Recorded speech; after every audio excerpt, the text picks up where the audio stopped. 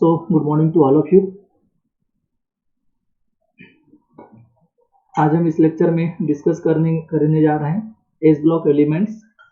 उसमें हम alkaline metals और जो अल्कलाइन अर्थ मेटल्स हैं उनमें कुछ कंपैरेटिव स्टडीज करेंगे, कुछ उनके प्रॉपर्टीज को लेकर के कि कौन से जो आपके ग्रुप से मेंबर हैं कौन सी प्रॉपर्टीज को शो करते हैं और इनमें क्या क्या सिमिलरिटीज और वेरिएशन पाया जाता है। ठीक है, ये आपके बीएससी फर्स्ट ईयर का जो आपका इनऑर्गेनिक केमिस्ट्री उसके चैप्टर नंबर 5 का पोर्शन है। ठीक है, तो हम जनरली इसमें यहाँ पर कंपैरेटिव स्टडी करेंगे, पैरामीटर्स को थोड़ा सा समझेंगे कि क्या होता है कुछ और कौन से जो है ये बिहेवियर शो करते हैं और क्यों करते हैं। ठीक है, सबसे पहले तो आपके माइंड में ये आना चाहिए कि वाई एस ब्लॉक एलिमेंट इसको बोलते हैं, तो इसको एस ब्लॉक एलिमेंट्स क्यों बोलते हैं। तो इसके लिए बोला जाता है कि जब किसी एलिमेंट्स का जो इलेक्ट्रॉन्स उसमें फिल करते हैं तो आउटर मोस्ट जो इलेक्ट्रॉन होता है वो अगर आपके एस ऑर्बिटल में इंटर करे लास्ट वाले इलेक्ट्रॉन, तो इसको बोलते हैं कि वो एस ब्लॉक एलिमेंट्स के मेंबर होंगे। ये तो आप सब जानते हो, इसमें कोई बड़ा इशू नहीं है, सब इसको पढ़ के आते हैं। ठीक है, तो इसके लिए क्या बोला जाता है कि अगर कोई पीरियोडिक टेबल के जो एलिमेंट्स हैं उनमें अगर लास्ट इलेक्ट्रॉन जो है आपका इंटर करता है आउटर मोस्ट एस ऑर्बिटल में, तो आपका वो क्या कहलाता है, एस ब्लॉक एलिमेंट का मेंबर कहलाता है। ठीक है, जैसे कि आप देखते होंगे पीरियोडिक टेबल में, तो ये जो लेफ्ट साइड के जो आपके ये दो ग्रुप्स होते हैं, फर्स्ट दो ग्रुप जिसको हम फर्स्ट ए और सेकंड ए के नाम से भी जानते हैं। ठीक है, और अगर हम ग्रुप अगर इसको 1 2 3 के अगर उसमें वो करें तो ये 1 2 3 4 करके 18 तक जाता है, लेकिन यहाँ पर जब उसको सब डिवीजन में लिया जाता है जिसमें ए को आपके नॉर्मल एलिमेंट्स और बी ग्रुप को आपके ट्रांजिशन एलिमेंट्स, उनको डिवाइड किया जाता है जब आप इसका क्लासिफिकेशन ऑफ पीरियोडिक टेबल पढ़ते हैं तो। ठीक है, तो ये जो फर्स्ट और सेकंड ग्रुप है जिसे हम फर्स्ट ए और सेकंड ए भी इसके नाम से जानते हैं, वो दोनों ग्रुप जो है एस ब्लॉक को बिलोंग करते हैं। ठीक है, तो आप सबको पता होगा कि ये पीरियोडिक टेबल में कहाँ अरेंज होते हैं। तो लेफ्ट हैंड साइड में जो फर्स्ट दो ग्रुप होते हैं वो आपके एस ब्लॉक एलिमेंट्स को बिलोंग करते हैं। ठीक है, तो सबसे पहले तो आपके माइंड में अब ये बात आनी चाहिए कि एस ब्लॉक तो हम समझ गए, लेकिन एस ब्लॉक में दो ही एस ब्लॉक क्यों हैं, या दो ही पीरियोडिक टेबल में दो ही एस ब्लॉक के ग्रुप क्यों हैं, एक 1s और एक 1s1 और एक 1s2, या s1 और s2 बोलो क्योंकि ऊपर से नीचे आते हो तो आप उसका प्रिंसिपल क्वांटम नंबर चेंज हो जाता है। तो होता क्या है कि सिंपल सी बात है, एस ऑर्बिटल में लास्ट इलेक्ट्रॉन जाना चाहिए। तो एस ऑर्बिटल में अगर लास्ट इलेक्ट्रॉन जाना चाहिए तो हम सबको पता है कि जो एस सबसेल में क्वांटम नंबर पढ़ चुके हैं, आपका कितने ऑर्बिटल्स होते हैं, तो आप बोलेंगे सर एक ऑर्बिटल्स होता है एस और एस सबसेल के पास। तो एक ऑर्बिटल में दो ही इलेक्ट्रॉन हो सकते हैं, तो एक बार वो अनपेयर कंडीशन में होगा, दूसरा इलेक्ट्रॉन जाएगा तो वो पेयर कंडीशन में जाएगा। तो ये दो ही इलेक्ट्रॉन को रख सकता है, तो दो ही कंडीशन तो क्रिएट कर सकता है बेचारा, जब वो एक हाफ फील्ड हो और एक जब वो फुल फील्ड हो। इसीलिए आपके जो है कितने एस ब्लॉक ग्रुप पाए जाते हैं पीरियोडिक टेबल में, दो S block group periodic table में पाए जाते हैं। ठीक है, तो एस ऑर्बिटल जो होता है सिर्फ दो इलेक्ट्रॉन्स क्या कर सकता है, गेन कर सकता है, इसलिए जो है ये सिर्फ दो ग्रुप 1 और 2 आपके एस ब्लॉक को बिलोंग करते हैं। ठीक है, तो चलिए अब बात करते हैं, यहाँ पर अगर आप देख रहे होंगे तो ये आपका S1 वाला ग्रुप हो गया और ये आपका S2 वाला ग्रुप हो गया। यही दो आपके जो ग्रुप्स हैं ये जो है आपके एस ब्लॉक एलिमेंट्स को या एस ब्लॉक ग्रुप्स को रिप्रेजेंट करते हैं। ठीक है, अब बात हम करते हैं फर्स्ट ग्रुप की। जो एस ब्लॉक एलिमेंट्स थे वो पूरे पीरियोडिक टेबल के फर्स्ट ग्रुप को ही तो बिलोंग करते हैं और सेकेंड ग्रुप को बिलोंग करते हैं। तो उन दोनों एस ब्लॉक ग्रुप्स में हम पहले बात करते हैं फर्स्ट ग्रुप की, और फर्स्ट ग्रुप को क्या नाम से जाना जाता है? एल्कलाइन मेटल्स वाले ग्रुप के नाम से भी जाना जाता है। ये सब आप सबको पता होगा, ठीक है। तो इनके मेंबर्स कौन है? तो यही लोग तो हैं, hydrogen, lithium, sodium, potassium, rubidium, caesium और फ्रांसियम। तो आपका जो फर्स्ट ग्रुप है आपका, वो कितने मेंबर्स एग्जिस्ट करते हैं? तो ये जो है आपका 7 एलिमेंट्स एग्जिस्ट करते हैं। इसको याद सबको पता होगा कि याद कैसे करते हैं? हेलिना की तरफ से फरियाद, हेलिना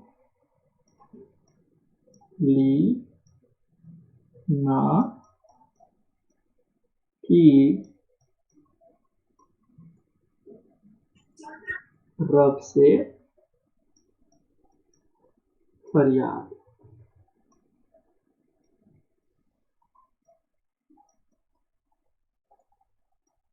समझ आया क्या? तो ये सबको पता होगा, सबको याद होगा कि इसमें हेलिना की रब से फरियाद जो है, इसका याद करने का तरीका और भी बहुत सारे कुछ कुछ हो सकते हैं जो आप आसानी लगे। अल्टीमेटली आपको याद होना चाहिए अप टू डाउन ग्रुप्स, ठीक है। आपको पता होगा कि इनमें जो है कितने का गैप होता है, तो इसका मैजिक नंबर क्या होता है? 2, 8,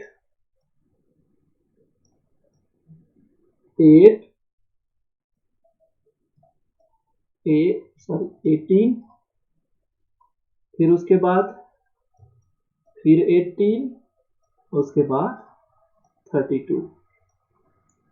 तो आपके यहाँ पर 2, 8, 8, 18, 18, 32 का एक मैजिक नंबर होता है, जहां से एटॉमिक नंबर आप आसानी से इसको क्या कर सकते हैं? असाइन कर सकते हैं। अब बात करते हैं कि इनको एल्कलाइन मेटल्स क्यों कहते हैं। तो इनकी जो वाटर के साथ कुछ रिएक्शंस पाई जाती है इन मेटल्स की, और वाटर के साथ जो रिएक्शन करके जो कंपाउंड बनाते हैं, उनका जो है आपका क्या बोलते हैं उसको, जो नेचर होता है वो एल्कलाइन टाइप का होता है, इसलिए उसको क्या बोलते हैं? अल्कलाइन मेटल्स भी बोलते हैं। जैसे कि सबको पता है कि फर्स्ट ग्रुप को एल्कलाइन मेटल्स बोलते हैं। तो क्यों बोलते हैं? क्योंकि ये जो है आपके जो हाइड्रोक्साइड जो बनाते हैं वाटर के साथ रिएक्शन करके, वो स्ट्रांगली एल्कलाइन इन नेचर होते हैं। जैसे कि वाटर के साथ रिएक्शन करके ये सोडियम जो है NaOH बनाता है, तो ये बेसिक होता है कि भी एल्कलाइन नेचर का होता है क्या? बिल्कुल। वैसे ही KOH है, ये भी आपका क्या होता है? एल्कलाइन इन नेचर होता है। सपोज मान लो कैल्शियम हाइड्रोक्साइड CaOH ट्वाइस, तो ये भी आपका क्या होता है? Alkaline in nature. तो ये जो आपके ग्रुप्स होते हैं फर्स्ट और सेकेंड ग्रुप्स के मेटल जो होते हैं, वो वाटर के साथ रिएक्शन करके जो हाइड्रोक्साइड बनाते हैं, वो आपके स्ट्रॉन्ग एल्कलाइन नेचर शो करते हैं, इसीलिए इनको एल्कलाइन मेटल्स भी बोल देते हैं। अब बात करें अगर सेकेंड ग्रुप की, तो सेकेंड ग्रुप के जो मेटल्स होते हैं वो जो है उनको क्या कहलाते हैं? Alkaline earth metal. अब एल्कलाइन अर्थ मेटल क्यों बोलते हैं? क्योंकि यहाँ पर ये, अच्छा इसमें एक्सेप्शन होता है आपका बेरिलियम। बेरिलियम को छोड़ करके जो आपके बाकी एल्कलाइन अर्थ मेटल्स कहलाते हैं। और एल्कलाइन तो सब समझ गए होंगे कि ये भी आपके इसका जो हाइड्रोक्साइड होगा वो बेसिक नेचर, जैसे कैल्शियम हाइड्रोक्साइड बताया मैं आपको, वहां पर ये जो है बेसिक नेचर शो करता है। अर्थ मेटल इसलिए बोलते हैं कि इनके जो आपके ऑक्साइड्स होते हैं, कैल्शियम ऑक्साइड हो गया आपका, स्ट्रोंशियम ऑक्साइड हो गया, कहने का मतलब ये है कि सेकेंड ग्रुप के जो मेंबर हैं उनके ऑक्साइड्स हैं वो आपको अर्थ क्रस्ट में मिलते हैं। तो अर्थ क्रस्ट में इनकी प्रेजेंस और हाइड्रोक्साइड के बेसिक नेचर के कारण इनको अल्कलाइन अर्थ मेटल्स भी बोलते हैं। इनके मेंबर्स कौन होते हैं? तो देखिए यहाँ पर beryllium, magnesium, calcium, strontium, barium, ठीक है। तो ये सभी क्या है? आपके सेकेंड ग्रुप को बिलोंग करने वाले अल्कलाइन अर्थ मेटल्स हैं। याद कैसे करते हैं इसको? सबको पता होगा। बेटा मांगे कार, स्कूटर, बेटा मांगे कार, स्कूटर, देन बाप राजी। तो ये तो अभी तक सब याद कर लिए होंगे कि एक आपका एक तरीका है इसको याद करने का। इसमें आपका जो है मैजिक नंबर क्या होता है, 4 से 12 जाने के लिए 8, देन फिर से 8, देन 18, फिर से आपका 18, देन 30, 32। ठीक है भाई, ये है आपके सेकंड ग्रुप के अल्कलाइन अर्थ मेटल्स। अब बात करते हैं हम इनकी फिजिकल प्रॉपर्टीज की। यहाँ पर हम कंपैरेटिव स्टडीज करेंगे अल्कलाइन मेटल्स और अल्कलाइन अर्थ मेटल्स को। यहाँ साथ साथ देखेंगे कि अगर सेम प्रॉपर्टीज जिसमें हम डिस्कस कर रहे हैं उनमें फर्स्ट ग्रुप का क्या रिस्पॉन्स है और सेकेंड ग्रुप के क्या रिस्पॉन्स है। ठीक है भाई, तो देखिए सबसे पहले हम बात करने जा रहे हैं फिजिकल स्टेट की कि कौन इसका फिजिकल स्टेट क्या होता है। तो अल्कलाइन मेटल्स जो होती है ना, उनका सबको पता होगा कि लास्ट इलेक्ट्रॉनिक कॉन्फ़िगरेशन उसका जो जनरल फार्मूला वो होता है, फार्मूला होता है इलेक्ट्रॉनिक कॉन्फ़िगरेशन का, वो NS1 होता है। NS1 होता है, तो यहाँ पर ये 1 इलेक्ट्रॉन रख रहा है अपने आउटर मोस्ट सेल में। लेकिन जब एल्कलाइन अर्थ मेटल्स की बात करते हैं तो इनका जनरल फार्मूला NS2 होता है, और NS2 होता है तो हम ये बोलेंगे कि इनका आउटर मोस्ट शेल जो होता है आपका वो 2 इलेक्ट्रॉन कंटेन करता है। इन सभी में जो मैं आपको बता रहा था कि हेलिना की रब से फरियाद, वहां पर फ्रांसियम जो होता है AFR जो होता है रेडियो एक्टिव एलिमेंट्स होता है, ये रेडिएशन से इमिट करते हैं। ठीक है, वैसे ही आपके जो अल्कलाइन अर्थ मेटल में आपका Ra होता है रेडियम, वो रेडियम आपका रेडियो एक्टिव एलिमेंट होता है। तो इसमें फ्रांसियम, तो सेकेंड ग्रुप में रेडियम, ये आपका रेडियो एक्टिव एलिमेंट होता है। बाकी सभी जो आपके यहाँ पर अगर हम बात करें तो ऑल आर सिल्वरी वाइट, तो इनकी जो कलर होती है वो क्या होती है, सिल्वरी वाइट। तो अल्कलाइन अर्थ मेटल्स भी क्या होते हैं, सिल्वरी वाइट कलर के ही होते हैं। ये जो है आपके फिजिकल स्टेट अगर बात करें तो एल्कलाइन मेटल जो होते हैं सॉफ्ट होते हैं, साइज बड़ा होता है इनका, इसलिए सॉफ्ट, मेलेबल एंड डक्टाइल्स मेटल्स होते हैं, और इनमें मेटालिक क्लस्टर पाया जाता है या मेटालिक क्लस्टर बनाने की टेंडेंसी होती है। और अगर हम बात करें एल्कलाइन अर्थ मेटल्स की, तो ये जो मेटल्स होते हैं ये एल्कलाई मेटल जो फर्स्ट ग्रुप के मेटल्स हैं उससे ज्यादा हार्ड होते हैं। तो मैं इसको एटॉमिक साइज में डिस्कस करूंगा कि कैसे हार्ड होते हैं। तो लेफ्ट टू राइट जब हम मूव करते हैं तो जेड इफेक्टिव बढ़ता है, तो जेड इफेक्टिव बढ़ता है तो ऑब्वियसली साइज छोटा होता है, और साइज छोटा होगा तो डेंसिटी बढ़ जाएगी, और डेंसिटी बढ़ जाएगी तो भाई आपके वो मेटल्स जो है हार्ड हो जाएंगे। तो ये किससे ज्यादा हार्ड होता है, तो पहले ग्रुप से सेकेंड ग्रुप का जो मेंबर है उसका हार्डनेस ज्यादा होता है। तो ये तो बात हुई फिजिकल स्टेट की। अब हम नेक्स्ट पैरामीटर देखते हैं एटॉमिक साइज की, और एटॉमिक साइज की जो पैरामीटर है उसको हम डिस्कस करते हैं। तो एल्कलाई मेटल सबको पता होगा कि अगर मैं जनरल ट्रेंड बताऊं तो फर्स्ट ग्रुप के बाद कौन आता है आपका, सेकंड ग्रुप। तो यहाँ पर जब हम लेफ्ट टू राइट चलते हैं तो साइज को हम क्या पढ़े थे भाई, एटॉमिक साइज को, ये सबको पढ़ा चुका हूं मैं। तो एटॉमिक साइज क्या होता है बोलते हैं, डिक्रीज होता है बोलते हैं। तो सिंपल सा बात है कि अगर हम बात करें पहले ही नंबर पर आ जाता है 1s जो आपका जो एस ब्लॉक है, आपका जो फर्स्ट एस ब्लॉक है S1 वाला, जो फर्स्ट ग्रुप तो पहले नंबर में ही आ जाता है। तो पीरियोडिक टेबल में पहले नंबर में आने के कारण वो सबसे आपके अपने पीरियड मेंबर से सबसे बड़ा होता है एक्सेप्ट नोबल गैस एलिमेंट्स। तो ये तो थोड़ा सा एक्सेप्शनल बिहेवियर शो करते ही हैं। तो हमको अभी यहाँ पर ये ध्यान है कि नॉर्मल जो आपका ट्रेन है उसमें अपने नीचे लेफ्ट टू राइट चलने पर चूंकि साइज क्या होता है, घटते जाता है, इसलिए साइज घटने के कारण हम ये बोल सकते हैं कि पहला ग्रुप है तो तुमसे ही तो घटना चालू हुआ है, तो सबसे बड़े कौन होंगे, तुम होगे। तो ये अपने पीरियड्स में क्या होते हैं, ये सबसे बड़े होते हैं, ठीक है। और ये सबसे बड़े होते हैं। अब अगर हम बात करें इसके रिस्पेक्ट में एल्कलाइन अर्थ मेटल की, तो भाई बड़े तो ये भी होते हैं लेकिन तुमसे छोटे होंगे बोलते हैं, क्योंकि लेफ्ट राइट बढ़ने पर आपका साइज क्या होता है, घटते जाता है।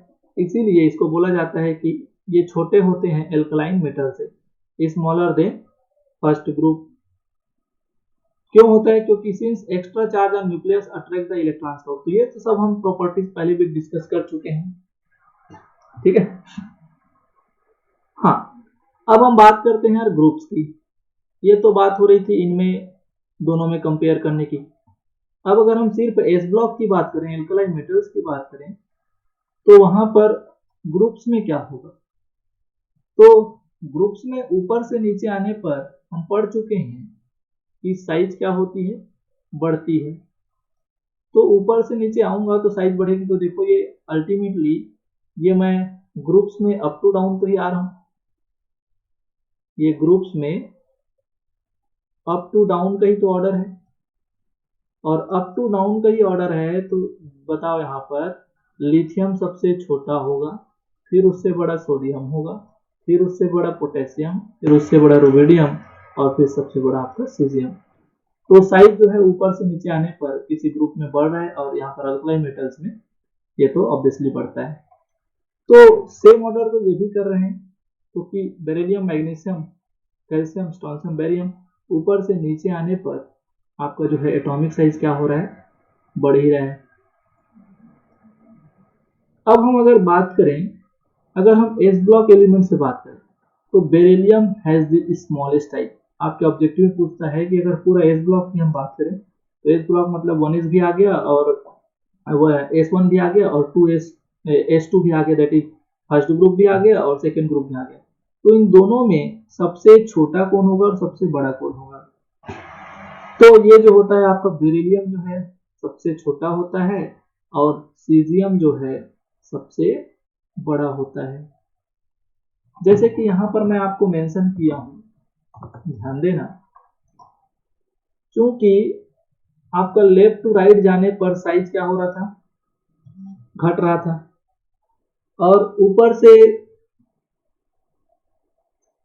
से जो है आपका क्या होता है, ऊपर से नीचे आने पर साइज जो है बढ़ता है। तो लिथियम से छोटा कौन होगा, बेरिलियम। तो यहाँ पर तीर का निशान क्या बता रहा है आपको, ये एरो जो है वो इंक्रीजिंग ऑर्डर को बता रहा है। तो सबसे छोटा कौन है, बेरिलियम। अब ये दोनों एक ही ग्रुप के हैं, तो बेरिलियम से बड़ा कौन होता है, लिथियम। फिर जो है इन सोडियम और मैग्नीशियम को कंपेयर करते हैं, तो मैग्नीशियम तो बड़ा होता है, मैग्नीशियम तो छोटा होता है किससे, सोडियम से। तो ये लिथियम जो है उससे बड़ा होगा मैग्नीशियम, देन मैग्नीशियम के बाद नंबर आएगा सोडियम का, फिर सोडियम के बाद आएगा आपका कैल्शियम का।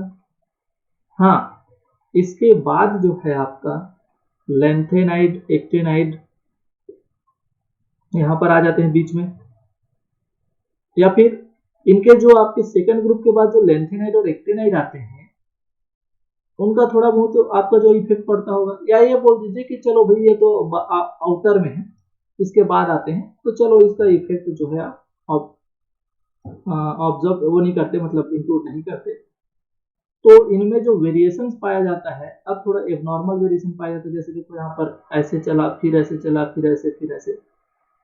तो कैल्शियम की जब बात आती है, तो कैल्शियम के बाद स्ट्रोंशियम का साइज, और स्ट्रोंशियम के बाद बैरियम का साइज, बैरियम से बड़ा आपका पोटेशियम होता है, पोटेशियम फिर रुबिडियम, और सबसे बड़ा कौन होता है, सीजियम।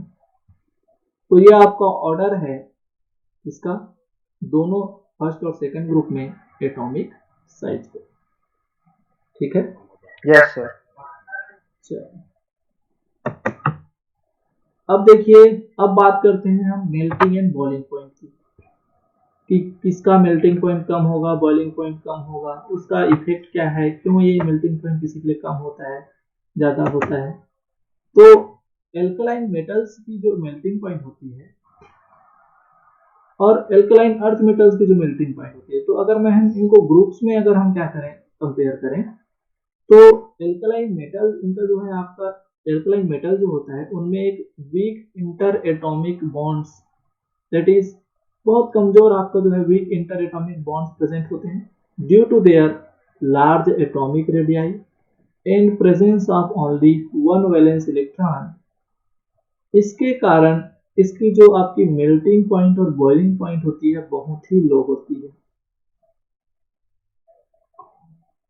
तो आप ये बोल सकते हैं कि अगर इसके कंपेयर में अगर हम ये बोलें एल्कलाइन अर्थ मेटल को, तो इसके साइज के रेस्पेक्ट में एल्कलाइन अर्थ मेटल की साइज छोटी होती है, तो इनके बीच मेटालिक बॉन्ड जो है वो एल्कलाइन मेटल्स के मेटालिक बॉन्ड से तो स्ट्रांग होगा, और जब इससे स्ट्रांग होगा तो भाई इनको मेल्ट करने के लिए, इनको बॉइल करने के लिए आपको ज्यादा एनर्जी की जरूरत पड़ेगी।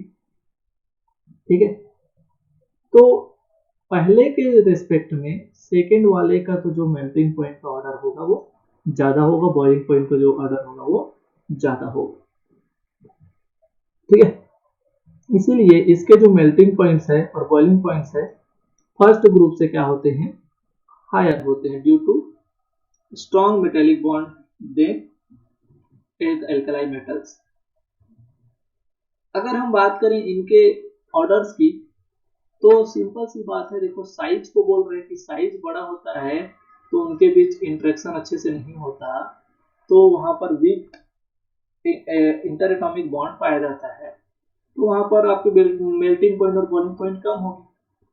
तो इन ग्रुप्स में सबसे छोटा कौन होता है, तो इन ग्रुप्स में सबसे छोटा जो होता है लिथियम होता है। तो लिथियम छोटा होगा इसलिए इनके बीच जो है इंटर एटॉमिक जो बॉन्ड है दूसरों के रेस्पेक्ट में ज्यादा होगी, तो इसको इसकी बॉइलिंग पॉइंट और मेल्टिंग पॉइंट भी आपकी ज्यादा होगी as compare to other members. वैसे ही देखो इस ग्रुप में किसका साइज छोटा होता है, बेरिलियम का। तो बेरिलियम का साइज छोटे होने के कारण यहाँ पर बेरिलियम का मेल्टिंग पॉइंट ज्यादा होता है कैल्शियम से, कैल्शियम का स्ट्रोंशियम से। लेकिन आपको ध्यान ये देना है जब बात आती है बॉइलिंग पॉइंट की, तो इसको आप याद रखना कि बेरिलियम अभी भी सबसे मैक्सिमम आपका जो है बॉइलिंग पॉइंट शो कर रहा है अपने ग्रुप मेंबर से, लेकिन आपका जो यहाँ पर इसमें एबनॉर्मल एबनॉर्मल बिहेवियर है भी देख लो, इसमें भी है और इसमें भी है। बॉइलिंग पॉइंट की जब बात आ रही है तो आपका जो है बैरियम, कैल्शियम और स्ट्रोंशियम में ऑर्डर कैसा है, कैल्शियम का पहले आना था। चलो सपोज मान लो कि आप मैग्नीशियम को तो सबसे कम कर दिए, तो मैग्नीशियम को सबसे कम कर दिए तो यहाँ पर कैल्शियम, स्ट्रोंशियम और बैरियम में सिंपल ऑर्डर था, सिर्फ मैग्नीशियम यहाँ से जंप करके सबसे कम हुआ था। लेकिन इसमें जो है इनमें भी वेरिएशन आ गया, बैरियम का ज्यादा हो रहा है कैल्शियम से, कैल्शियम का फिर ज्यादा है स्ट्रोंशियम से, और फिर आपका सबसे कम किसका है, मैग्नीशियम। तो इस ऑर्डर को आप क्या कर लेना, थोड़ा सा एक नॉर्मल ऑर्डर शो कर रहा है, इसको आप थोड़ा याद रख लेना। बाकी अगर जनरल उसमें मतलब जो आपके फैक्टर्स हैं उनकी अगर बात करें, तो melting earth and boiling points is directly proportional to the strength of metallic bond, और strength of metallic bond is directly proportional to the number of valence shell electron। तो अगर आपको सेम आपके पीरियड्स में अगर आपको कंपेयर कराता है दोनों ग्रुप्स में, तो आपके जो है वैलेंस इलेक्ट्रॉन और साइज जो है आपका अगर बात करें तो वैलेंस इलेक्ट्रॉन आपके जो है सेकंड ग्रुप में ज़्यादा होते हैं और साइज उसका छोटा होता है, तो वहाँ पर आपका मेल्टिंग और बॉइलिंग पॉइंट उसका फर्स्ट के रेस्पेक्ट में ज़्यादा होगा। तो यहाँ पर एक तरफ और जोड़ना चाहें तो इनवर्सली प्रोपोर्शनल टू क्या लिख लेंगे, size, inversely proportional to size. अब बात करते हैं आयोनाइजेशन एनर्जी की, इसको भी हम पहले भी डिस्कस कर चुके हैं। थोड़ा सा देखते हैं कि इन ग्रुप्स में किस तरह से वो वेरी करता है। तो आप सबको पता होगा कि सबसे पहले अगर हम बात करें एक इलेक्ट्रॉन निकालने की तो उसको हम फर्स्ट आयोनाइजेशन एनर्जी बोलते हैं। तो फर्स्ट आयोनाइजेशन एनर्जी जो है इसकी बहुत कम होती है। क्यों कम होती है? क्योंकि इसका आउटर मोस्ट में आपका S1 इलेक्ट्रॉनिक कॉन्फ़िगरेशन होता है, तो बहुत जल्दी एक इलेक्ट्रॉन को दे करके नोबल गैस वाला जो इलेक्ट्रॉनिक कॉन्फ़िगरेशन एग्जिस्ट कर लेता है, जिसके कारण ये जो है बहुत जल्दी एक इलेक्ट्रॉन रिमूव करना चाहता है। लेकिन इसके रेस्पेक्ट में आपका जो सेकंड है वो सेकंड ग्रुप जो है उसकी फर्स्ट आयोनाइजेशन एनर्जी क्या होती है, कम होती है। ठीक है, सॉरी मैं थोड़ा सा कॉल आ गया था, क्या बोला मैं? हाँ, फर्स्ट एल्कलाइन मेटल्स जो है आपकी फर्स्ट आयोनाइजेशन एनर्जी जो है वो आपकी एल्कलाइन मेटल्स की बहुत कम होती है, लेकिन एल्कलाइन अर्थ मेटल्स की उससे ज्यादा होती है। फर्स्ट आयोनाइजेशन एनर्जी जो है उससे ज्यादा होती है। क्या चीज? क्या बोल रहे हैं? आवाज नहीं आ रहा। अरे वो कॉल आता है ना तो वो थोड़ा वाइज जो है वो हो जाता है जब कॉल आता है तो। अच्छा, हाँ, अब आ रहा होगा। Yes sir. चलो,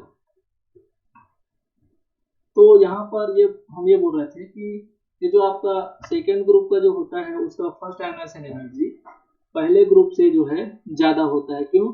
क्योंकि यहाँ पर इसका जो साइज भी छोटा होता है। दूसरी चीज, यहाँ अगर इसकी बात करें तो ये NS2 कॉन्फ़िगरेशन रखता है और ये NS1 कॉन्फ़िगरेशन। तो ये एक इलेक्ट्रॉन दे करके आसानी से जो है आपका नोबल गैस की तरह इलेक्ट्रॉनिक कॉन्फ़िगरेशन आपका वो ऑक्यूपाई कर लेता है। लेकिन ये जैसे ही एक इलेक्ट्रॉन देगा तो ये कंप्लीट फुल फील्ड से हाफ फील्ड में कन्वर्ट हो जाएगा, तो स्टेबिलिटी इसकी कम हो जाएगी। इसलिए जो है इसके रेस्पेक्ट में आसानी से इलेक्ट्रॉन रिमूव नहीं करता, इसलिए इसकी आयोनाइजेशन एनर्जी हाई होती है। अगर हम बात करें ऊपर से नीचे की तो ये जो आपका लिथियम, सोडियम, पोटेशियम, रुबिडियम का, सीजियम का साइज जब बढ़ते जाता है ऊपर से नीचे तो इसका जेड इफेक्टिव कम होते जाता है, अट्रैक्शन कम होते जाता है इलेक्ट्रॉन का न्यूक्लियस के साथ, तो आसानी से जो है इलेक्ट्रॉन जो है रिमूव हो जाते हैं। तो आपका ऊपर से नीचे आने पर सबको पता है, हम पढ़ चुके हैं ये चीज कि आयोनाइजेशन एनर्जी फर्स्ट ग्रुप की घटती है। तो देखिए सीजियम की सबसे कम और इस ग्रुप में लिथियम की सबसे ज्यादा। वैसे ही आपका बेरिलियम के बाद मैग्नीशियम, कैल्शियम, स्ट्रोंशियम और बेरियम। ठीक है, तो ये तो आपका सिंपल सा, यहाँ पर किसी भी प्रकार से वेरिएशन नहीं है। लेकिन जब सेकेंड आयोनाइजेशन की बात होती है तो ये जो एक इलेक्ट्रॉन था वो तो रिमूव कर दिया, तो अब इसके पास जो है NS में 0 इलेक्ट्रॉन और यहाँ पर आगे से आपके जो और अंदर के इलेक्ट्रॉन है उनको रिमूव करना है। लेकिन यहाँ पर इसको जब कैसे भी करके इससे एक इलेक्ट्रॉन अगर हम निकाल भी लिए तो ये NS1 हो गया। तो ये बोलता है कि नहीं, अब मैं एक इलेक्ट्रॉन दूंगा तो स्टेबिलिटी और मेरी बढ़ जाएगी, तो अब ये एक इलेक्ट्रॉन मैं आसानी से दूंगा। तो ये वाला तो मैं आसानी से नहीं दे रहा था, लेकिन सिंपल सी बात है कि ये वाला इलेक्ट्रॉन अब आसानी से रिमूव हो जाता है। तो जब सेकेंड आयोनाइजेशन एनर्जी की बात होगी तो एल्कलाइन अर्थ मेटल्स की जो सेकेंड आयोनाइजेशन एनर्जी जो है फर्स्ट ग्रुप वाले जो मेंबर्स हैं उनसे कम होंगी। ठीक है, और ये इसमें तो बहुत सारी बातें हम ऐसे ही आयोनाइजेशन एनर्जी में कर चुके हैं। अब बात करते हैं ऑक्सीडेशन स्टेट की। इसको भी मैं आयोनाइजेशन के टर्म में आपको समझा चुका हूँ। यहाँ पर देखते हैं कि किस तरह से वेरिएशन होता है। तो बताओ यहाँ पर अगर एल्कलाइन मेटल्स है वो जो है +1 ऑक्सीडेशन स्टेट शो करते हैं, लेकिन अल्कलाइन अर्थ मेटल जो देखे होंगे वो +2 ऑक्सीडेशन स्टेट शो करते हैं, जैसे कि सोडियम प्लस हो गया, पोटेशियम प्लस हो गया। वैसे ही एल्कलाइन अर्थ मेटल जो है मैग्नीशियम 2+, कैल्शियम 2+, तो ये जो है आपके +2 ऑक्सीडेशन स्टेट शो करते हैं नॉर्मल। क्योंकि आपको एक मैं कॉन्सेप्ट बताया था कि कब लोअर ऑक्सीडेशन स्टेट जो है स्टेबल होगा और कब हायर ऑक्सीडेशन स्टेट स्टेबल होगा। तो अगर फर्स्ट आयोनाइजेशन एनर्जी और सेकेंड आयोनाइजेशन एनर्जी में गैप अगर 16 इलेक्ट्रॉन वोल्ट से ज्यादा है तो भाई वो कम में ही रहना चाहता है, क्योंकि दूसरा निकालने के लिए बहुत एनर्जी लग रही है और वो 16 इलेक्ट्रॉन वोल्ट से ज्यादा है। तो बोलते हैं ना, अगर हमको कुछ चाहिए रहता है लेकिन वो हमारे बजट से ऊपर हो जाता है तो नहीं भैया हम ठीक है इसी में इतने में ही खुश हैं, ठीक है। लेकिन अगर इनके बीच का गैप जो है फर्स्ट आयोनाइजेशन एनर्जी और सेकेंड आयोनाइजेशन एनर्जी वो अगर 11 इलेक्ट्रॉन वोल्ट से कम है तो वो जो है सेकंड इलेक्ट्रॉन को लूज कर देता है, that is high oxidation state में वो एग्जिस्ट कर सकता है और वो स्टेबिलिटी शो करता है, ठीक है। अब बात करते हैं इलेक्ट्रोपॉजिटिव कैरेक्टर और मेटेलिक कैरेक्टर की। तो सबको पता होगा कि भाई जितना ज्यादा इलेक्ट्रॉन देने की किसी के पास टेंडेंसी होती है, जितना ज्यादा उसके पास इलेक्ट्रोपॉजिटिव कैरेक्टर शो करने की टेंडेंसी होती है, उतना ही अच्छा उसका मेटेलिक कैरेक्टर होता है, ठीक है क्या भाई। तो देखो ये जो आपकी इलेक्ट्रोपॉजिटिविटी है, मतलब इलेक्ट्रॉन देने की टेंडेंसी जो है वो इनवर्सली प्रोपोर्शनल होता है आयोनाइजेशन एनर्जी की। क्यों? क्योंकि आयोनाइजेशन एनर्जी जो है जितनी कम होगी उतना ही आसानी से वहां से इलेक्ट्रॉन निकलेगा और उतनी ही जल्दी वो पॉजिटिव चार्ज में कन्वर्ट हो जाएगा। तो जो electropositivity is inversely proportional to ionization energy. तो यहाँ पर इनकी जो साइज होती है, अगर मैं बात करूं फर्स्ट ग्रुप की, तो इनकी जो साइज होती है वो काफी बड़ी होती है अपने पीरियड्स में, या ये बोलते सबसे बड़ी होती है अपने पीरियड्स में। और इनका जो इलेक्ट्रॉनिक कॉन्फ़िगरेशन इतना अच्छा होता है कि इसको सिर्फ यहाँ पर एक इलेक्ट्रॉन लूज करके ये जो है एक stable electronic configuration that is octet को कंप्लीट कर लेते हैं। तो आप बोल सकते हैं कि ये जो है आसानी से M+ में M+ में क्या हो जाते हैं, कन्वर्ट हो जाते हैं। और M+ में कन्वर्ट कब होंगे, जब इलेक्ट्रॉन्स को ये रिमूव कर देगा एक इलेक्ट्रॉन। तो इनमें जो है आसानी से एक इलेक्ट्रॉन रिमूव करने की टेंडेंसी पाई जाती है। अब ये बोल रहे हैं कि सभी एक इलेक्ट्रॉन देने की टेंडेंसी रखते हैं इस ग्रुप में, तो भैया सभी सातों मेंबर्स में किसकी सबसे ज्यादा इलेक्ट्रॉन देने की टेंडेंसी होगी। तो इन अगर सिर्फ ग्रुप की बात करें तो ऊपर से नीचे आने पर साइज बढ़ते जाता है, तो जिसका साइज बड़ा होगा वो और आसानी से देगा। देते तो सब हैं लेकिन जिसका साइज हम सब में और बड़ा वो और आसानी से देगा। तो सीजियम का जो साइज है वो काफी क्या होता है, बड़ा होता है। इसके कारण इसकी आयोनाइजेशन एनर्जी बहुत कम हो जाती है और आयोनाइजेशन एनर्जी बहुत कम होने के कारण इसकी जो इलेक्ट्रोपॉजिटिविटी दैट इज M+ में कन्वर्ट होने की, दैट इज सीजियम से सीजियम+ में कन्वर्ट होने की टेंडेंसी काफी बढ़ जाती है, जिसके कारण इसके जो मेटेलिक कैरेक्टर है वो काफी हाई होता है। और इस ग्रुप में लिथियम का मेटेलिक कैरेक्टर सबसे कम होता है, दैट इज आप क्या बोलेंगे, ऊपर से नीचे आने पर मेटेलिक कैरेक्टर जो है बढ़ रहा है। वैसे ही अगर बात करें तो एल्कलाइन अर्थ मेटल्स में इसकी एटॉमिक साइज जो है छोटी होती है फर्स्ट ग्रुप से। तो ये भी आपके इलेक्ट्रॉन्स रिमूव तो करते हैं, लेकिन जितनी आसानी से ये फर्स्ट ग्रुप रिमूव करते हैं उतनी आसानी से ये सेकंड ग्रुप नहीं करते। दैट इज मैं बोल सकता हूँ कि ठीक है तुम दोनों मेटल्स तो हो, लेकिन तुम दोनों में अगर हम कंपेयर करें तो alkaline metals are more metallic character than alkaline earth metals respective to same periods. ठीक है, लेकिन अगर हम इन्हीं में अगर कंपेयर करें कि तुम्हारे जो ग्रुप मेंबर्स हैं सेकंड ग्रुप के, उनका जो आपका एटॉमिक साइज वो क्या हालचाल है, तो आप ध्यान देंगे तो भैया ऊपर से नीचे आने पर तो यहाँ भी साइज बढ़ती है, और जब यहाँ भी साइज बढ़ती है तो बताओ तुम्हारी आयोनाइजेशन एनर्जी तो बहुत कम होगी, और आयोनाइजेशन एनर्जी बहुत कम होगी तो आसानी से इलेक्ट्रॉन दोगे, और आसानी से इलेक्ट्रॉन दोगे तो आसानी से प्लस में कन्वर्ट हो जाओगे, और आसानी से जब प्लस में कन्वर्ट हो रहे हो तो सिंपल सी बात है तुम्हारी मेटेलिक कैरेक्टर ज्यादा होगी।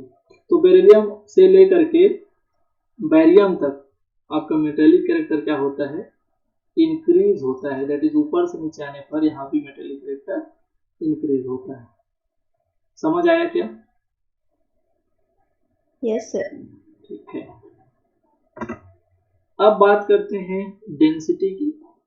तो डेंसिटी का सबको पता है कि मास अपॉन वॉल्यूम। अरे कितना बड़ा साइज, उसमें कितना मास, मतलब कितने लोग भरे हुए हैं। आजकल बहुत बात चलती है भाई कि इंडिया का जो डेंसिटी है, जो पॉपुलेशन डेंसिटी काफी हाई है, इसलिए यहाँ पर ज्यादा सोशल डिस्टेंसिंग का पालन नहीं हो पाएगा, आसान नहीं है, इतना आसान नहीं है। ठीक है, तो ये सब बात हो रही है, बहुत ज्यादा एक पर्टिकुलर एरिया में बहुत ज्यादा लोग। ठीक,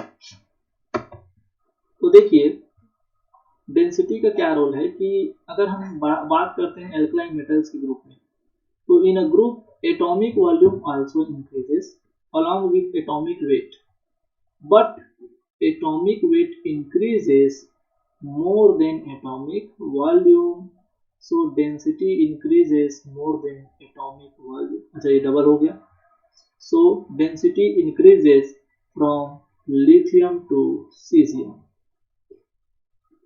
होता क्या है भाई,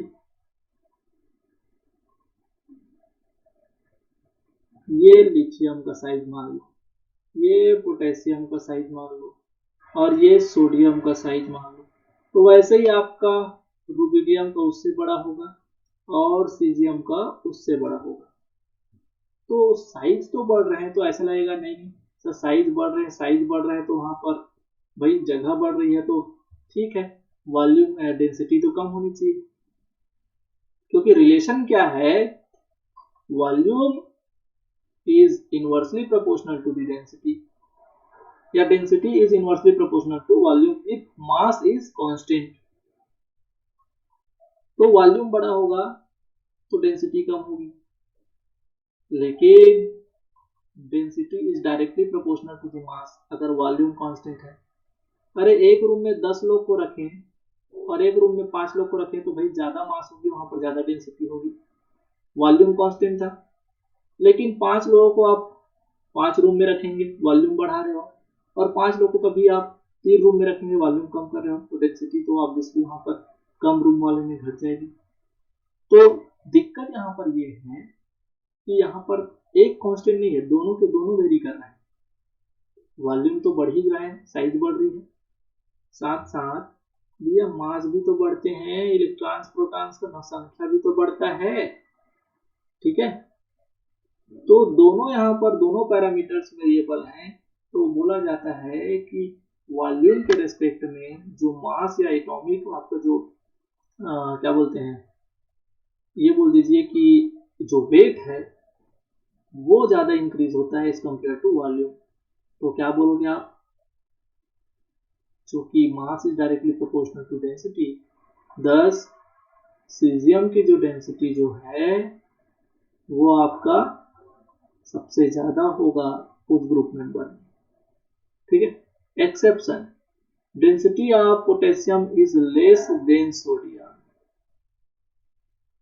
ठीक है, क्योंकि यहाँ पर ये पोटेशियम और सोडियम जो है इनमें वेरिएशन पाया जा रहा है, सोडियम को पहले आना था, पोटेशियम को बाद में। तो इसका कारण क्या है, तो ये होता है, आपको सबको पता होगा कि पोटेशियम जो होता है उसके पास डी ऑर्बिटल्स होते हैं, vacant d orbitals in the inner shell of potassium, और बेचारे सोडियम के पास नहीं होते। क्यों? क्योंकि जब सोडियम का आप इलेक्ट्रॉनिक कॉन्फ़िगरेशन करते हैं तो यहाँ पर वो 1s2, 2s2 और कितना हो गया भाई, 2 2 4, 2p6, 3s1। तो D तो अभी आया नहीं है, D इधर आएगा।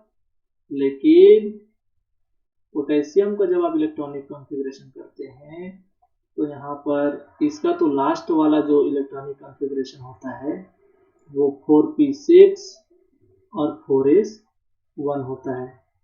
तो भैया 4 आ गया, मतलब यहाँ पर 3D तो भरा ही होगा, 3D के भरने के बाद तो 4 आया होगा। तो ये बोला जाता है कि पोटेशियम के पास d ऑर्बिटल होता है, और d ऑर्बिटल होने के कारण आपके जो है यहाँ पर इसकी जो वॉल्यूम इंक्रीज हो जाती है, और वॉल्यूम इंक्रीज होने के साथ साथ इसकी जो डेंसिटी है वो डिक्रीज हो जाती है। लेकिन कितनी डिक्रीज होती है? सोडियम से कम हो जाती है, लेकिन लिथियम से ज़्यादा ही रहती है। तो यहाँ पर इनमें आपका जो है डेंसिटी में एबनॉर्मल बिहेवियर पाया जाता है। वैसे ही आपका अगर एल्कलाइन अर्थ मेटल्स की बात करें तो यहाँ पर इसकी जो डेंसिटी है वो आपका देखिए increases from beryllium to barium, लेकिन यहाँ पर इसका ऑर्डर क्या होता है ये। तो इस ऑर्डर को आप थोड़ा सा ध्यान देना, एक इसमें थोड़ा सा आप चेक कर लेना कि ये ऑर्डर सही लिखा है कि नहीं, एक बार चेक करना पड़ेगा। ठीक है, calcium, then magnesium, then barium. तो ये कैल्शियम का तो यहाँ पर समझ आ रहा है, कैल्शियम का यहाँ पर समझ आ रहा है कि कैल्शियम के पास भी जैसे यहीं पर इसके पास d ऑर्बिटल होंगे, इसके पास मैग्नीशियम के पास नहीं होते, तो कैल्शियम का तो कम हो गया मैग्नीशियम से। लेकिन बेरिलियम का यहाँ पर क्या दिखाया गया है, मैग्नीशियम से ज्यादा दिखाया गया है। तो इसको थोड़ा सा आप चेक करेंगे। ठीक है, या मैं आपको चेक करके इसको थोड़ा अपडेट कर दूंगा कि ऑर्डर ये फॉलो होता है कि नहीं। ठीक है,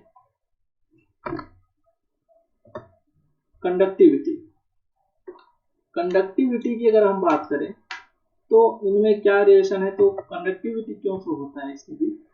तो ये जो आपके अल्कलाइज मेटल्स होते हैं उनके पास लूजली हेल्ड वैलेंस इलेक्ट्रॉन होते हैं, ns1 electron, which are free to move in metals structure.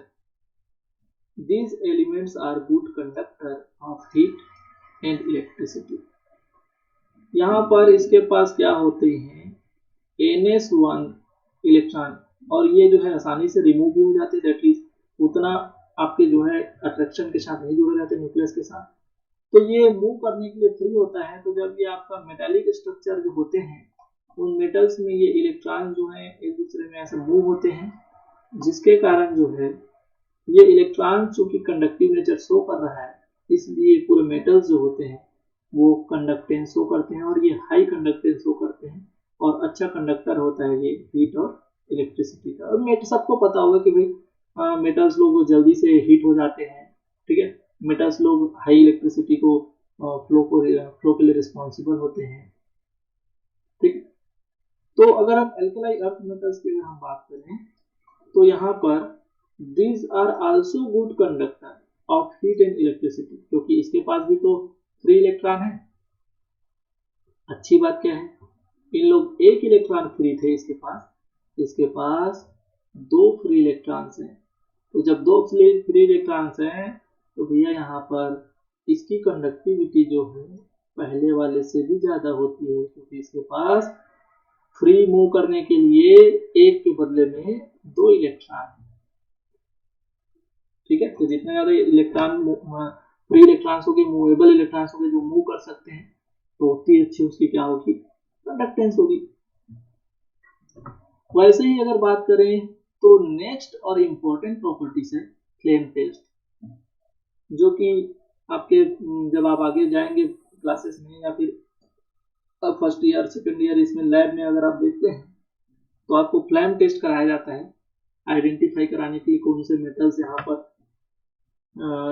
हैं उनके टेस्ट के लिए। तो ये जो है फ्लेम टेस्ट देते हैं, दैट इज फ्लेम में कलर शो करते हैं ये मेटल्स, ये कैरेक्टरिस्टिक्स कलर शो करते हैं, ध्यान देना। अगर अल्कलाइन मेटल्स की बात करें तो अल्कलाइन मेटल्स या फिर उसके जो साल्ट्स होते हैं वो कैरेक्टरिस्टिक्स कलर देते हैं बुनसन फ्लेम में, and the flame energy causes an excitation of the outermost electron which on dropping back to ground state emits absorbed energy as visible light. Okay, होता क्या है, ये आपका इसका कोई इलेक्ट्रॉन है, यहाँ पर लास्ट इलेक्ट्रॉन है, अभी वो एक अनपेयर्ड इलेक्ट्रॉन इसके पास है, वो किसी न किसी एनर्जी लेवल में तो होगा, ठीक है। होता क्या है, जब इसको गर्म किया जाता है तो ये एनर्जी को एब्जॉर्ब करता है, और एनर्जी को एब्जॉर्ब करके ये अपने एक लेवल से एक्साइटेड लेवल में चले जाता है। तो ये जंप करके यहाँ आ गया, अब जंप करके यहाँ आ गया तो होता क्या है, फिर ये जो है रिटर्न आता है अपने पुराने स्टेट में, पुराने लेवल में, और जब पुराने लेवल में रिटर्न आएगा ये, तो भाई जो एनर्जी तुम लिए हो वहां से कुछ एनर्जी रिलीज करोगे तभी तो अपने पुराने स्टेट में आओगे, क्योंकि जब तक तुम्हारे पास हाई एनर्जी होगी तुम तो ऊपर ही रहोगे। तो ये जो एनर्जी रिलीज होती है वो आपके विजिबल लाइट के जो रेंज होती है उसकी वेवलेंथ की जो रेडिएशन है वहां पर इमिट करता है। इसीलिए जो है कौन से वेवलेंथ की जो आपकी रेडिएशन है वहां पर इमिट हो रही है वो आपके उसके अकॉर्डिंग आपको कलर दिख जाता है। जैसे कि लिथियम जो है, लिथियम बुनसन फ्लेम में क्रिम्सन रेड देता है, लिथियम जो है बुनसन फ्लेम में देखिए क्रिम्सन रेड, और सोडियम जो है golden colour, golden yellow, potassium जो है वायलेट कलर, और आपका जो है रुबिडियम है वो रेड वायलेट, और सीजियम जो है ब्लू कलर आपको बुनसन फ्लेम में देता है। तो ये कलर याद रखने हैं कि कौन सा एलिमेंट जो है कौन से कलर आपको बुनसन फ्लेम में वो प्रोड्यूस करता है, वहां पर आपको आइडेंटिफाई करवाएगा फ्लेम टेस्ट से। वैसे ही यहाँ पर देखिए एल्कलाइन अर्थ मेटल्स की, तो ये जो है ये जो आपके बेरिलियम और मैग्नीशियम होते हैं वो उनका साइज जो है काफी छोटा होता है ग्रुप्स में, इसीलिए इनके जो लास्ट वाले इलेक्ट्रॉन्स है वो अच्छे से बाउंड होता है न्यूक्लियस के साथ, so not excited to higher level, hence they do not give flame test. अब भाई एक्साइट होगा ये इलेक्ट्रॉन्स जो एक्साइट होंगे तभी तो कुछ एनर्जी को एब्जॉर्ब करके एक्साइट होगा, और वही फिर जो है इमिट करके अपने ग्राउंड स्टेट में आएगा, तभी तो जो आपके वेवलेंथ अगर किसके रेंज के होंगे, विजिबल रेंज के होंगे तो आपको दिखाई देगा। तो ये जो है आपके बेरिलियम और मैग्नीशियम जो है इनके इलेक्ट्रॉन्स अच्छे से छोटा साइज होने के कारण अच्छे से बाउंड रहता है, और आपका जो है आसानी से जो है ये एक्साइट नहीं होते, जिसके कारण ये है बुनसन फ्लेम में फ्लेम टेस्ट नहीं देते। बाकी जो अदर एलिमेंट्स हैं वो आपके कलर देते हैं, जैसे कि ये आपका कैल्शियम है वो ब्रिक रेड, और ब्रिक रेड ही कौन दे रहा था आपका, अच्छा ये लोग क्रिम्सन रेड थे और ये रेड वायलेट था, ब्रिक रेड देता है वो आपका कैल्शियम, ब्रिक्स जो आपका ईट के जैसे। स्ट्रोंसियम जो है वो आपका लिथियम के जैसे क्रिम्सन रेड कलर देता है, और बैरियम जो है बुनसन फ्लेम में एक कैरेक्टरिस्टिक कलर जो कि आपका एप्पल ग्रीन कलर का होता है वो आपको मिलता है। वैसे ही आपका जो रेडियम है वो आपका एक डार्क रेड, एक ब्राउन रेड टाइप का कलर देता है। ठीक है भाई, तो ये थे इसके फ्लेम टेस्ट, इंपॉर्टेंट स्लाइड है, इसको याद रखेंगे। उसके बाद छोटा सा देख लेते हैं फोटो इलेक्ट्रिक इफेक्ट कौन शो करता है कौन नहीं करता। तो एटॉमिक साइज जो होती है वो पोटेशियम, रुबिडियम और सीजियम की जो बहुत बड़ी होती है, तो ये जो आपको पोटेशियम, रुबिडियम और सीजियम का अपने ग्रुप्स में काफी बड़ा साइज होने के कारण इसकी आयोनाइजेशन एनर्जी काफी कम होती है, और कम आयोनाइजेशन होना एनर्जी होने के कारण इसके जो वैलेंस शेल इलेक्ट्रॉन्स हैं वो विजिबल लाइट के रेंज की जो आपकी रेडिएशंस है उसको एब्जॉर्ब करके एक्साइट हो जाती है। यहाँ पर क्या हो रहा था फ्लेम टेस्ट में जो है आपका फ्लेम के सामने ऐसे कुछ एलिमेंट्स वगैरह को रखते थे तो वहां पर वो एनर्जी को एब्जॉर्ब करता था। ठीक है, अगर आप सीधा फोटॉन के उसमें फॉर्म में अगर उसको एनर्जी प्रोवाइड कराते हैं, दैट इज अगर उस एब्जॉर्बिंग जो विजिबल लाइट की जो रेंज की जो रेडिएशंस होगी उनको अगर वो एब्जॉर्ब करता है तो ये जो पोटेशियम, रुबिडियम और सीजियम जो है इनकी आयोनाइजेशन एनर्जी बहुत कम होने के कारण ये जो है विजिबल लाइट रेंज के जो रेडिएशन है उसको एब्जॉर्ब करके एक्साइट हो जाते हैं। इसीलिए आपके ये जो है फोटो इलेक्ट्रिक इफेक्ट शो करते हैं, जिसमें सीजियम जो है एक फोटो इलेक्ट्रिक सेल की तरह भी यूज में लिया जाता है। लेकिन अगर बात करें हम अल्कलाइन अर्थ मेटल्स की तो ये जो एलिमेंट्स होते हैं वो फोटो इलेक्ट्रिक इफेक्ट शो नहीं करते, क्योंकि इसकी जो एटॉमिक साइज है वो छोटी होती है as compare to alkaline metals. तो वहां पर इसकी आयोनाइजेशन एनर्जी हाई होती है फर्स्ट ग्रुप से। तो यहाँ पर देखो पहले ग्रुप का भी सभी मेंबर जो है फोटो इलेक्ट्रिक इफेक्ट शो नहीं कर रहे हैं, जिनकी आयोनाइजेशन एनर्जी बहुत ही कम है।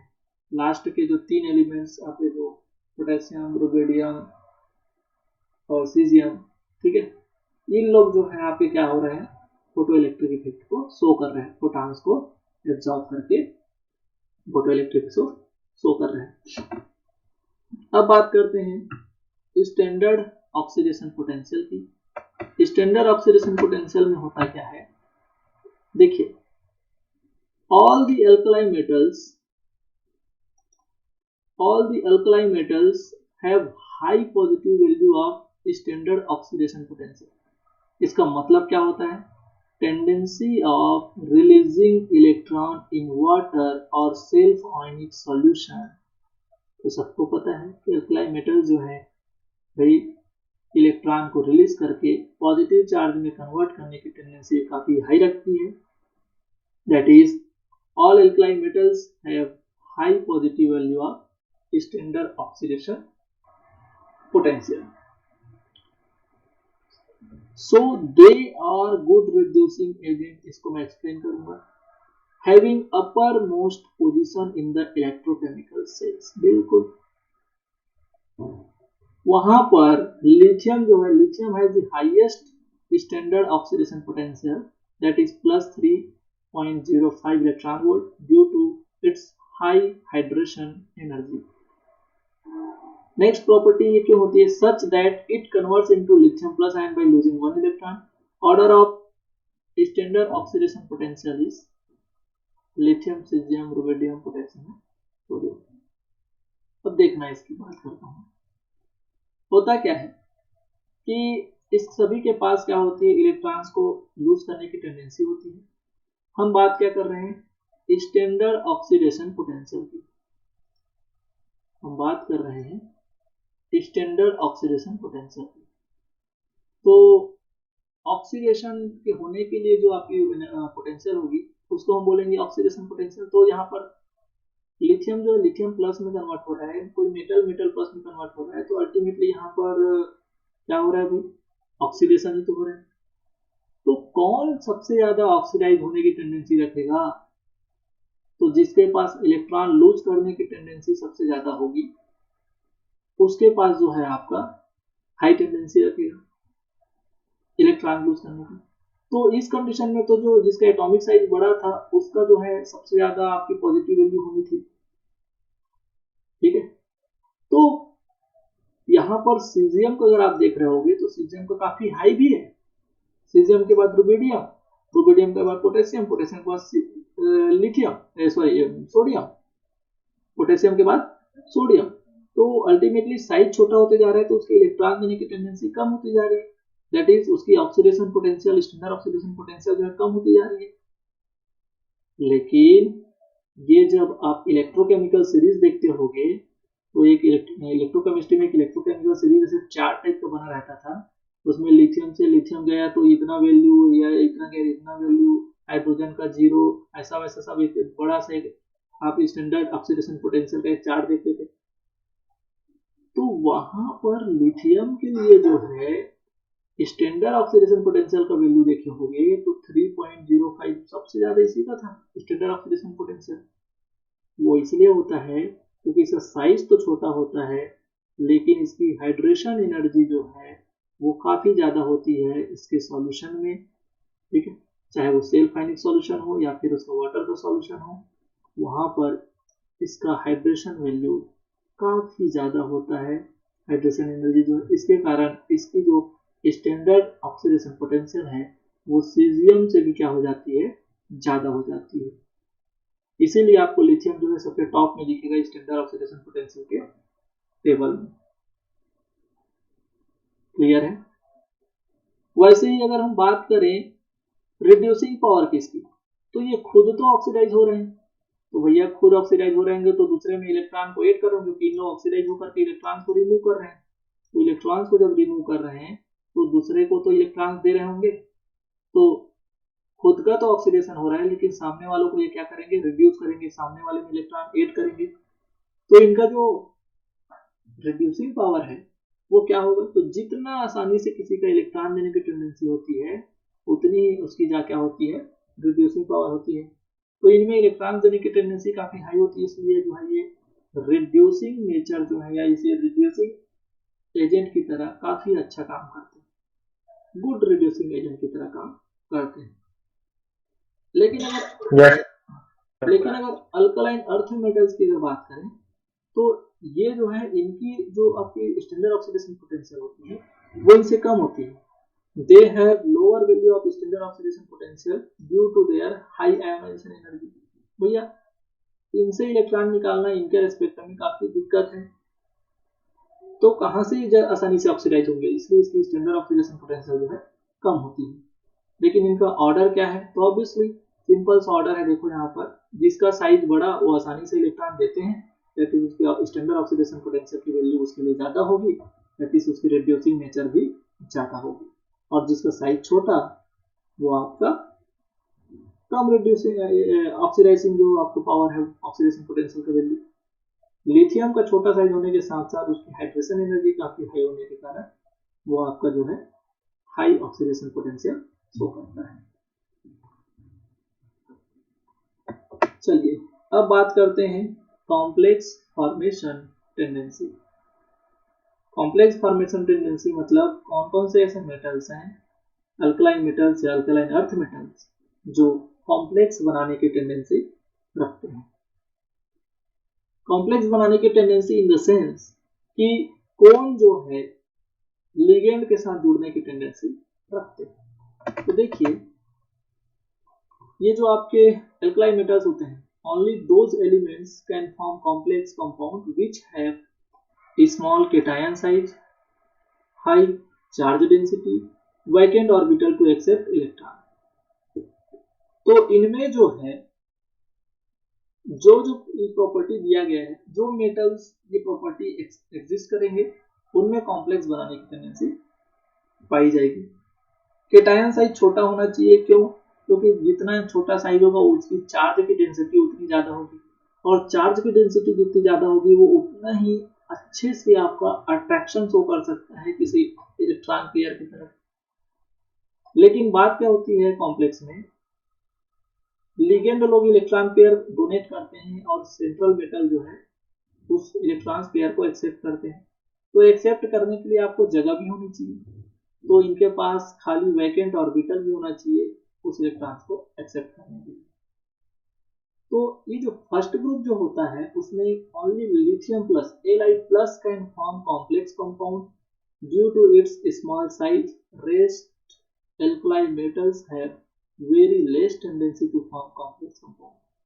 तो फर्स्ट ग्रुप में एक लिथियम प्लस ही जो है वो लिथियम प्लस कंडीशन में, लिथियम प्लस चार्ज की कंडीशन में कुछ कॉम्प्लेक्स कंपाउंड फॉर्म करता है, बाकी जो मेटल्स हैं उनमें ये टेंडेंसी बहुत कम पाई जाती है। लेकिन अगर अल्कलाइन अर्थ मेटल्स की बात करें तो यहाँ पर कुछ जो इनके जो कॉम्प्लेक्सेस ऑब्जर्व किए गए हैं, जैसे कि less tendency to form complex compound, ज्यादा बनाने की टेंडेंसी नहीं होती, लेकिन कुछ due to small size of cation, that is beryllium का जो साइज है, मैग्नीशियम का जो साइज है, इनके जो केटायन है उनका साइज जो है छोटा होता है, इसलिए इनमें जो है आपको जो कॉम्प्लेक्स बनाने की टेंडेंसी पाई जाती है। इनमें से एक कॉम्प्लेक्स आपका देखिए बेरिलियम का टेट्राफ्लोराइड वाला कॉम्प्लेक्स है। इसमें fluorine plus, sorry fluorine minus, तो 4 फ्लोरीन है तो 4 माइनस, और यहाँ कॉम्प्लेक्स में -2 है, दैट इज बेरिलियम कितने ऑक्सीडेशन स्टेट में है, +2 में। और ये बेरिलियम का एक और आपका कॉम्प्लेक्स जो कि एग्जिस्ट करता है। इन सब में अगर आपको ध्यान देते होंगे तो आप पढ़ते होंगे कि क्लोरोफिल जो होता है उसमें मैग्नीशियम पाया जाता है, और क्लोरोफिल एक लार्ज कॉम्प्लेक्स है, तो मैग्नीशियम के पास भी कॉम्प्लेक्स बनाने की टेंडेंसी होती है, जिसका एग्जांपल क्या है, क्लोरोफिल। ठीक है, तो जो प्लांट्स में क्लोरोफिल पाया जाता है उसमें मैग्नीशियम जो है एक सेंट्रल मेटल की तरफ प्रेजेंट होता है, वहां पर उस कॉम्प्लेक्स में मैग्नीशियम मेटल पाया जाता है। तो ये है आपका कुछ कॉम्प्लेक्स फॉर्मेशन बनाने या कॉम्प्लेक्स फॉर्मेशन की tendency of S block elements. So ये थी आपकी एस ब्लॉक्स की कुछ जनरल प्रॉपर्टीज और उनमें comparable study, one is first group और सेकेंड ग्रुप में।